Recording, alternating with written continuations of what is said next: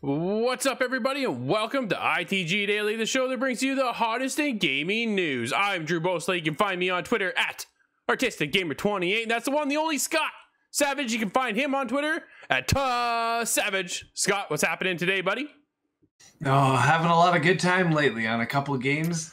Age of Empires and Battlefield 1. That was back in my jam. Really, eh? It's Oh, I love that.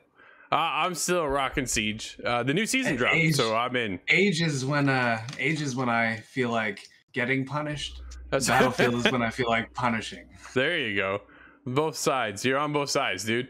That's right. Do we have a fantastic show today? Could Naughty Dog be coming to the PlayStation Showcase later today? A raid is on its way for Marvel's Avengers, and yes, Spider-Man is also coming. And we also get you caught up in the week of Stadia. But before we get going on that, Scott, I want a quick reminder for everybody to join us over at InsideTheGame.ca, podcast services and TV streaming networks around the globe. And don't forget about the big game. That's right, we're streaming live 24 hours for Big Brothers and Big Sisters. We'll have guests, 24 games, dude, in 24 hours. Come over and support a great cause. You can actually donate early if you're looking to help us out. Head to InsideTheGame.ca. There you can support us. Click on the big game, Big Brothers, Big Sisters banner, and you can help donate and support all the beautiful kids. Dude, you ready to get going or what? Oh, I'm ready to get into it. There's some interesting headlines today. I'm looking forward to getting a few of these.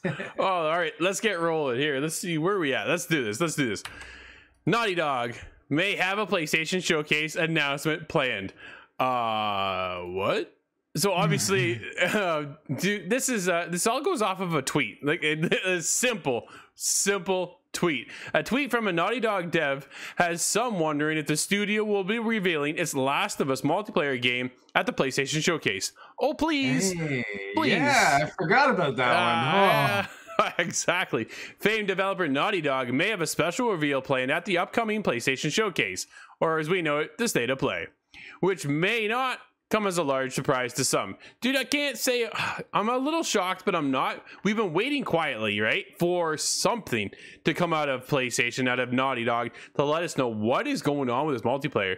They've shifted their focus. When they were building the game, they're working on both at the same time. Shifted completely off of multiplayer, focusing on single player, getting that polished to a complete masterpiece in my eyes. I could be a little biased here, buddy, but I'm saying it. Not Game of the Year that year, so it was. I think that's a popular idea, though. A popular opinion. I think so, right? It was just, but they went completely silent on the multiplayer side of things. So what is going on in that world? Well, a tweet went out and said, save the date. That's all it said. It said save the date, and then people went into a frenzy. So Grant, one of the developers over there at Naughty Dog, just said the vague tweet, right? But because it comes from Naughty Dog, people are now just all over this speculation of, oh, is it finally time that we'll see something from the multiplayer? Because, dude, I'm telling you, one of the coolest places we've ever played a multiplayer game was with The Last of Us Part 1, because it was so unique and it was already into this crafting scenario.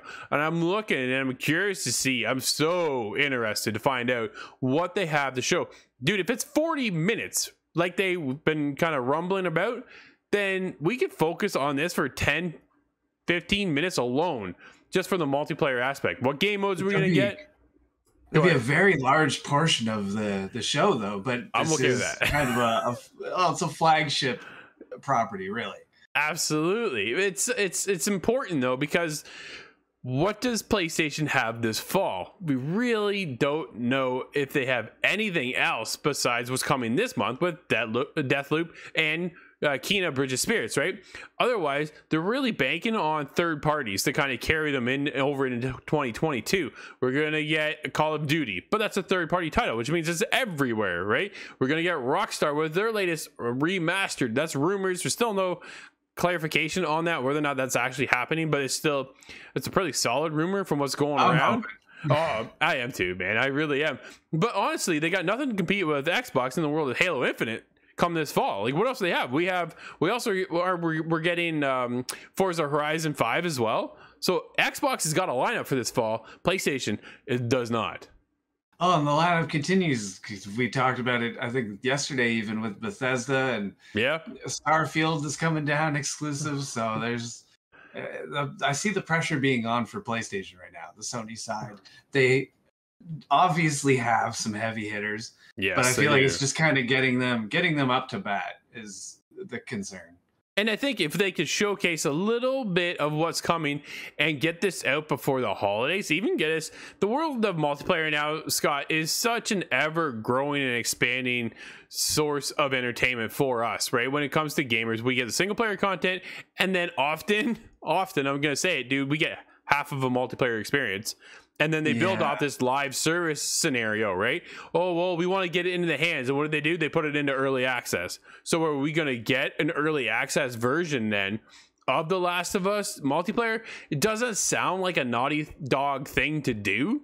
But if they've been working on it and that they're still saying that they're still looking for developers to come help them out to keep this thing alive and kind of fine tune it. But if they give us something to play, then they can build off of that, right? And I think some people are going to see two sides of this. Some people are going to like it, and some people aren't. A lot of us, really, we finished Last of Us Part 2, like, how long ago? Like, dude, like, years ago now at this point. Yeah, like so, 2 years maybe? Exactly. So you got to think that the multiplayer has got to be awfully close to being finished. Hopefully, because if it waits too long, then it's too obscure, and it's not going to get the kind of following that it should have gotten. Yeah, I think which is a tragedy, really. Absolutely. I think if it would have came out like 6 months after the release of the game, then we'd be on to something special, right? But I think we'll have something unique and very, I think, polished. It is Naughty Dog, after all. Like they don't do that. I have yet to see them drop the ball in forever. Like really, the idea of splitting the game off from the multiplayer it doesn't begin now, but it kind of makes me feel weird just having that 2 different release dates, expectations on multiplayer not being quite there right at the start. It makes me think it just back in my day, the games left the store complete. Well, okay, so now they even give us, though, back in when they released Uncharted 4, you could download the multiplayer portion or you could download the single player campaign, right? Yeah, so even back then, this is like PS4 days. You had the opportunity of which one did you want to go with? Would you rather play multiplayer first, which I had a blast playing the Uncharted multiplayer, but then I also had a huge craving for that single player content. So I was able to get both, but they both came on day one, dude. It wasn't like, okay, here's the story for Uncharted, and then you wait 2 years later to get the actual multiplayer component of it, right? This is what's going on here. I think it was a slippery slope, though. At first, they kind of divorced the multiplayer from the game, and then the shifting kind of timeline on development starts, and now it's just full-blown release date is pushed. But so it's a worrying trend. They've been heavily focused, too, on how are they going to keep their ecosystem alive within the Last of Us multiplayer component, right? They brought somebody in to manage and craft this system. Cosmetics, how are we paying for these cosmetics, or are they going to be earned by playing the multiplayer? How much is this going to turn into a loot box system? Or like, dude, they could showcase so much here if, and this is awfully pulling, dude, we're pulling an awful lot from a save the date tweet, but it's kind of what we do. We hope for the best here. And when it comes from Naughty Dog, we hold high standard. It's honestly, it's kind of like when we went from The Witcher 3 to Cyberpunk with high standards, and they dropped the ball like CD Projekt Red has done. That's not going to go very well, and I don't anticipate that to happen. I think if they can show us something here, let us know what we're in for. Are we going to get a multiplayer 1.2 scenario, or is it going to be a completely refreshed, redone scenario where we're going to get like a battle royale or a PvPvE scenario? Because, dude, with all these clickers in the world, that's what I'm thinking. Oh man, like really, I jumped into Watch Dogs Legion, and they brought over this zombie horde mode, and the zombies, I'm telling you, dude, are just like the clickers. They all click, I'm like, whoa, that's a clicker. You guys are pulling from Naughty Dog on this one. Wait a minute. Yeah. So it's, yeah. I'm like, man, so they could give us that scenario. And I had fun too. I'm going to be honest. I had fun playing that Watch Dogs multiplayer. It was cool. But they could have so many different scenarios. They have the PvP side. And I think it was really cool and unique because you're already crafting in that world to get ammo, to get bombs made and crafted up before they, your already enemy established. Well, exactly, right? They already have the foundation there. So if they can build off of that, and now Battle Royale obviously is so much bigger than when The Last of Us Part 1 even launched. I don't even think there was Battle Royale back then. No, I don't think so. No. So now we're into this whole other scenario. Do we bring a smaller take on that? 30 people, 60 people? Or do they give us 100 people? Or do they go into the world of Warzone where we're at 150 to 200 people? 200 is absolutely obscene. Nuts. I played some Warzone the other night, and holy, there's a square 10 meters that doesn't have a person at that rate. Yeah, that's too much. For Last of Us, I think you have to go down to 30. 60, I think, would work well. But anything beyond that seems like it's just too much because the combat and the action that I recall from seeing that game is more slow, methodical, not a Twitch shooter like Titanfall. Sure. No, it makes a lot of sense, Scott. Makes an absolute lot of sense. Dude, okay, we've been talking about I could keep going, but we're already 11 minutes into the show, so we should probably move on. Dude, we got a content update for the roadmap of Marvel's Avengers, and I had to bring it in because I'm pumped on what's going on here. Because we just finished, Steve and I just wrapped up the War of Wakanda DLC. We reviewed that on the show, so make sure you head over to InsideTheGame.ca, check that out. That was awesome. We had a great time.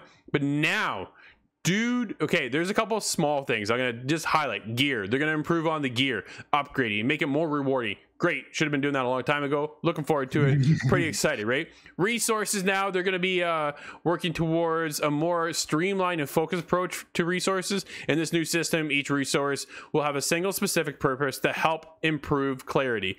The resource system is a little clunky. Yeah. That little explanation that they add there is confusing to me. On the outside, that just I'm not sure I understand even what a mess that was. Well, so if you got to play the game to understand, which is unfortunate, right? But there's a lot of things that they're mixing, kind of jumbled around in here, so they can separate it and make it a little more streamlined and easier to understand. I think that's the best way to go.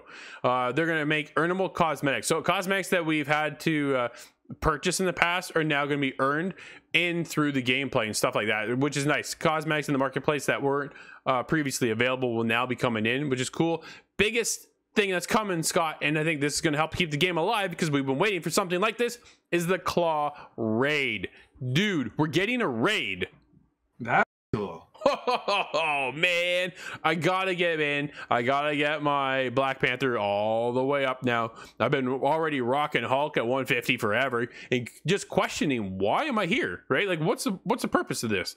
Well, here's what's happening. We're also polishing our first raid, available in both standard and elite modes, which will offer a conclusion to Claw's story in War of Wakanda, which I thought was weird because, dude, I wrapped up that whole campaign component and I thought that was concluded somewhat. Wow.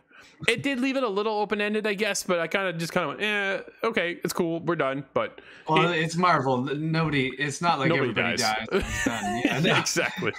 Yeah, this would be the most challenging content yet, meant to not only test the mastery of each hero, but also the well-built 4-player strike teams out there. Dude, I need a team. I got my team. Let's go. Finally gonna get a raid. This is what we've all talked about. Anthem missed. Dude, Anthem didn't have a raid.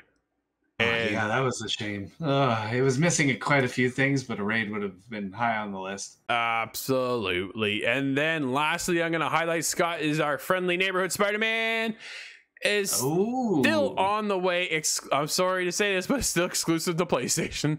Oh man. Yeah, it is. That's unfortunate, but that's. I want Spider-Man in a fighting game. Yeah. Spider-Man for Smash Bros. Oh, dude, that's it. I'm starting that. I can handle that. I could absolutely handle that. That'd be sick. But yeah, Spider-Man's coming. They said there'll be more details later this year. That's later this year, not even in like a few months. No. Okay. So I think by looking at the rundown here is we're getting a raid and Spider-Man probably pretty close to each other. So I'm gonna have to level up a couple more heroes here, dude, because I am excited. I cannot wait to get into a raid. And then you're gonna have Spider-Man at level 0. How does that work? Start all over. So they'll probably, you know what they did? So they launched War of Wakanda, and then they put like a 4 times multiplier on the XP for that weekend. So as I'm playing it, dude, by the time I finished up, I'm like level 60. I was like, well, that was easy. But like, you still have to get to 150. That's where the grind comes in. But when you get all these resources, never spend them. Just don't spend your resources. Hold them. Just hold them till you hit 130, and then you blow them all.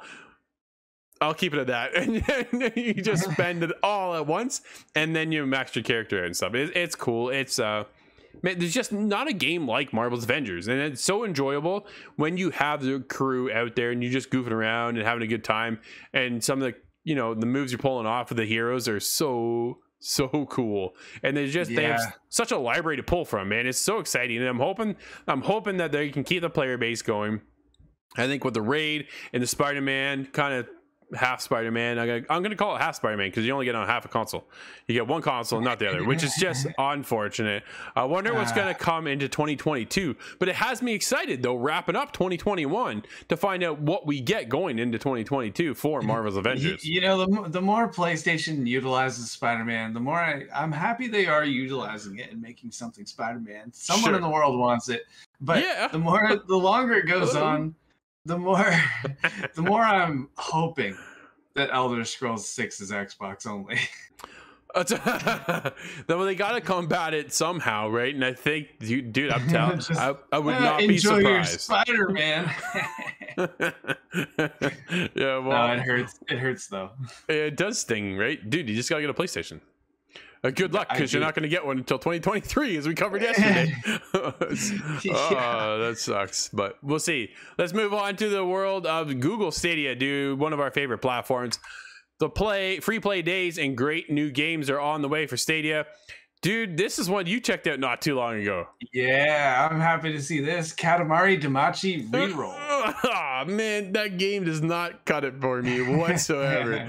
You're like, hey, you check out this game? You mean the piece there where you just roll into more garbage? No, I did not check that one out. You're just a dung beetle. It's a fun game. PGA Tour 2K21 arriving on Stadia Pro.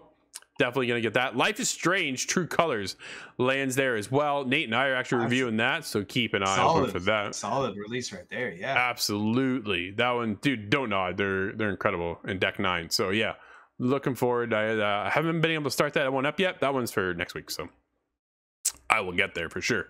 And then free play days are here as well. I saw this and was like, really, eh? Okay, it's another free play weekend on Stadia starting on September 9th. That would be today. So you can play Madden NFL 2022 for free if you're a Stadia Pro member, as well as you can, that goes till the 13th, and to continue playing Madden NFL 22 after that, you can then purchase it at $59.99. And then there's also Rainbow Six Siege due with a free to play for pro members as well. And then that means it's open season double fold on Siege. Yeah, Siege is everywhere. Yeah, they went. I think Siege as a whole went free to play all weekend, didn't they? I think there was something about that. I remember us bringing this up a couple days ago, and that's where I first remarked that there's a lot of new meat. Well, exactly, and the new season's out too. So OSA's there. The only way you can get OSA is by buying the battle pass. So that's how you get it early. Whatever. I was short, dude. I was short literally 40 R6 credits last night. I was like, that one stings. And then lastly, Creata has a new Miami season, so you can check that one out as well. Dude, PlayStation bought a studio. Not they got to catch up now. Well, they got a lot of work to do, right? But it's not. It's a good studio, but it's not one of the big purchases like a Bethesda, right? That's the thing. But welcoming Fire Sprite to PlayStation Studios family. After a number of years closely collaborating on several games together, including the Playroom and the Playroom VR, I couldn't be more delighted to welcome Fire Sprite to the PlayStation Studios family as our 14th studio.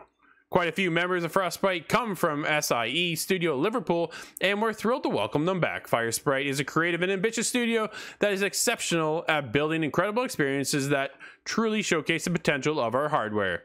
This is over on the PlayStation blog. So cool. Another studio added into the library. I wonder if they're going to announce another purchase at the State of Play, Scott. Oh, if it indeed goes to 40 minutes, then I think it has something big like that for the whole company. That would make sense. So that's cool. Sony's got to do something now, because how many studios does Microsoft own now? Dude, they have a lot, right? But they're that's cool. I think that was neat to see another company coming over to the world of PlayStation. It's always exciting, and we'll see what they can provide with us. They actually had their own VR, I believe it was VR, the horror game that was published over on PlayStation, which is super cool. I'm not a horror guy, so I didn't check it out, obviously, but still, that's my kind of thing. Yes, it is. Dude, let's get into the world of Oculus, because you know how we like our Oculus Quest 2. Steam VR lead shrinks slightly during pause sales. So if you don't know what's going on over in the world of Oculus right now, they actually paused their production. They had a malfunction going on with the Quest that's actually giving people a rash when they put it on their face. No. So their latest line was been put on hold. That's awful, because I'm sure you get the same experience. My VR headset is about as comfortable as I could imagine it ever will be. Yeah. But if you're on there for an hour or anything longer than that, you take it off and you get that nice little burn, that Delicio tan.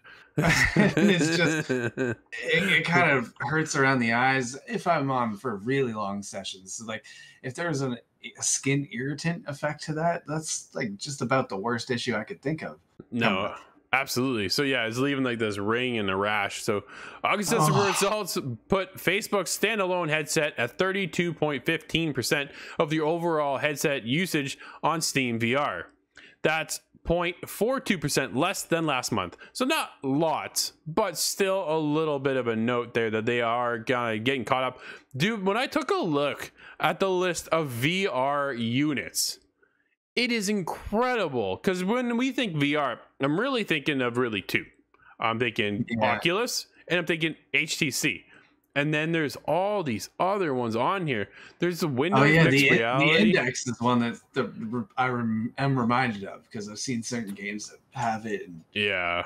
No, for sure. The Index is incredible. The Vive Cosmos Elite, Corey has that one.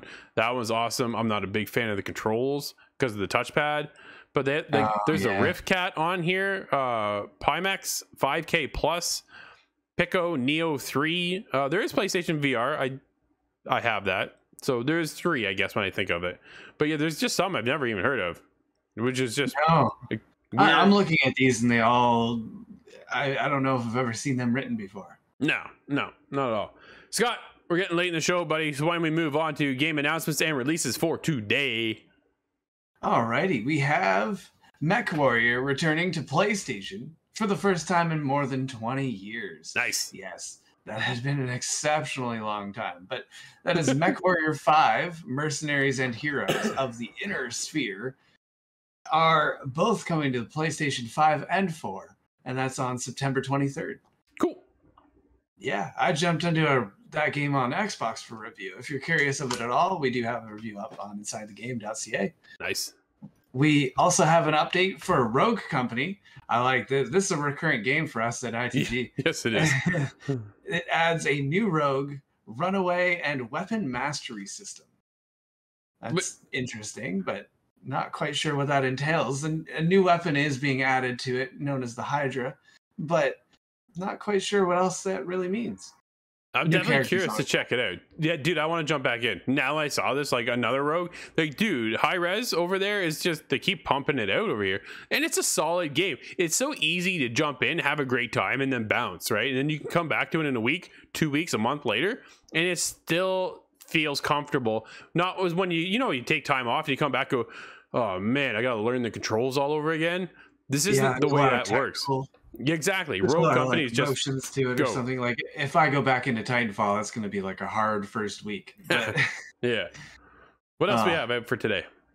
we have releasing Blood Rain. Haven't seen that title in a very long time. That is Blood Rain Betrayal, Fresh Bites. Nice. And that is coming to the PlayStation 4, 5, Xbox One, X and S, the Switch, and PC.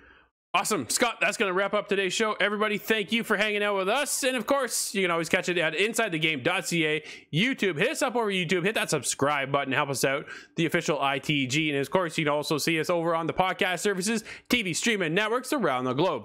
Until tomorrow, I'm Drew, that's Scott, and we'll see you inside the game.